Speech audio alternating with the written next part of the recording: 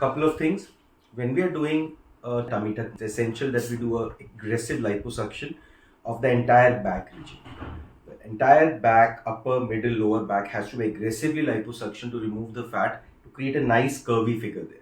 Above the buttocks, the back and buttock junction needs to be maintained. A nice concavity has to be created in order to give that silhouette of a lumbar curve. So women in the lower part of the back have this curve, so you have to try to create that. Towards the front, the central part, this part has to be very aggressively liposuctioned.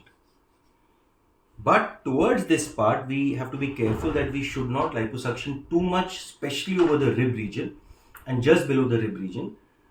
I have seen that whenever we have gone aggressive here, we have had problems with skin. Same on both the sides. Next is the most important step. We have to define how much of skin looseness there is.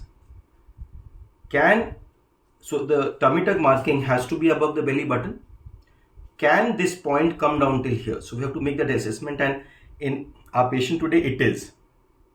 This line has to be 6 centimeters from the opening of the vagina.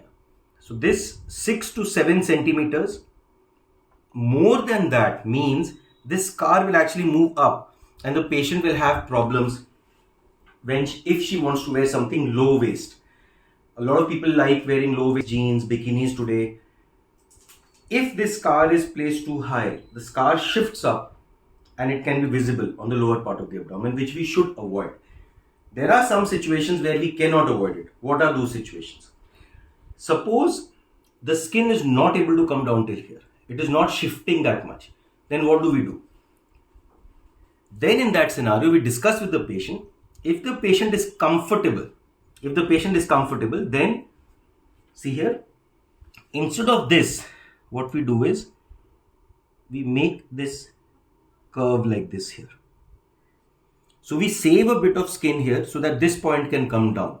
Of course, the scar in the center will rise up, but we have discussed that with the patient.